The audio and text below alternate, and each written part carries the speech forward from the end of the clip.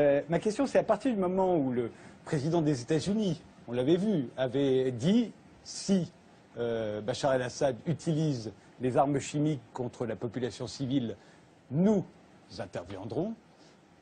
À partir de ce moment-là, le monde attend des représailles. Michel Colomb, comment vous le réglez, vous, ce dilemme?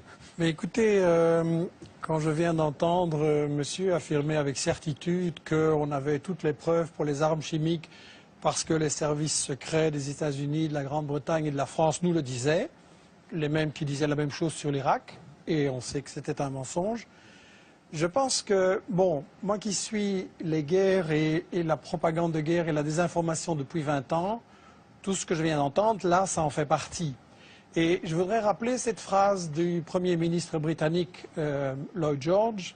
En 1914, il disait « Si les gens savaient à propos de la guerre, elle serait arrêtée tout de suite, mais les gens ne savent pas et ne peuvent pas savoir. » Et cette 20 années d'études sur les guerres et tous les prétextes de ce genre et tous les mythes qui ont été fabriqués comme ça m'ont amené à penser qu'il est très important que les gens qui nous regardent et qui nous écoutent réfléchissent que dans chaque guerre, on applique ce que j'ai intitulé les principes de la propagande de guerre. On ne peut pas évidemment dire qu'on fait la guerre pour le pétrole, pour le gaz, pour le fric, etc. Donc il faut travailler l'opinion publique. Premièrement, en cachant les intérêts, et je m'excuse, la question de la Syrie, c'est très simple. Il y a du pétrole, il y a du gaz, il y a des gazoducs, il y a des projets énormes en dessous de la Méditerranée qui intéressent Israël, tiens. Et quand on voit que Total et le Qatar, maintenant en Libye, se partagent le gaz, ben, il ne faut pas faire un dessin. Le deuxième grand principe de la propagande de guerre, c'est de cacher l'histoire.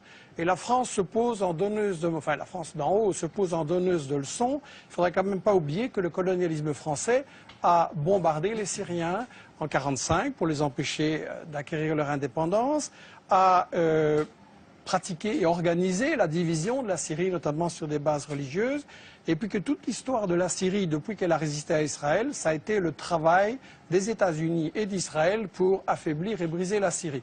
Et Roland Dumas disait il n'y a pas longtemps qu'il y a 2 ans, on lui avait dit à Londres, on prépare quelque chose contre la Syrie, est-ce que tu veux en faire partie? Il avait dit non, 2 ans avant les manifestations.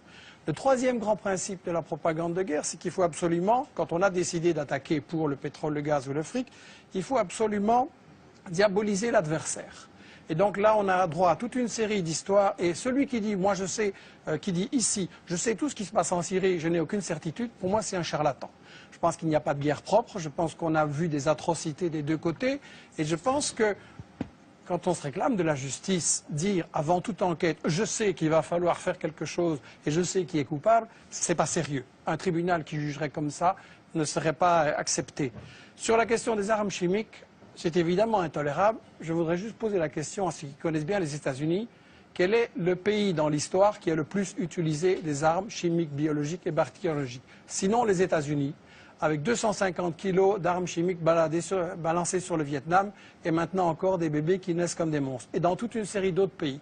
Donc si Obama trouve que les armes chimiques c'est intolérable, il ne doit pas aller très loin pour punir les coupables.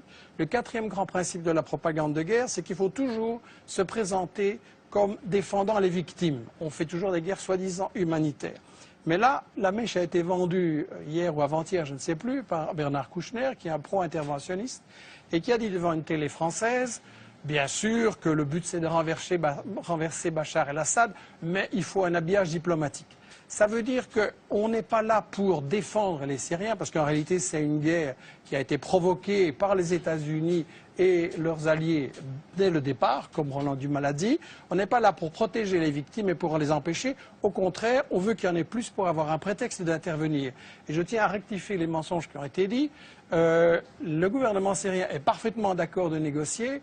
Et ce sont les États-Unis, la France et le Qatar qui ont dit non, on ne négocie pas, on veut gagner militairement sur le terrain. C'est-à-dire que Bachar el-Assad a dit qu'il voulait bien négocier. Oui, tout à fait. Et le cinquième et dernier principe de la propagande de guerre, très brièvement, c'est qu'il faut monopoliser le débat et empêcher les opinions adverses. Et donc, on a dans les médias français un alignement sur cette propagande que vous avez montrée là au début.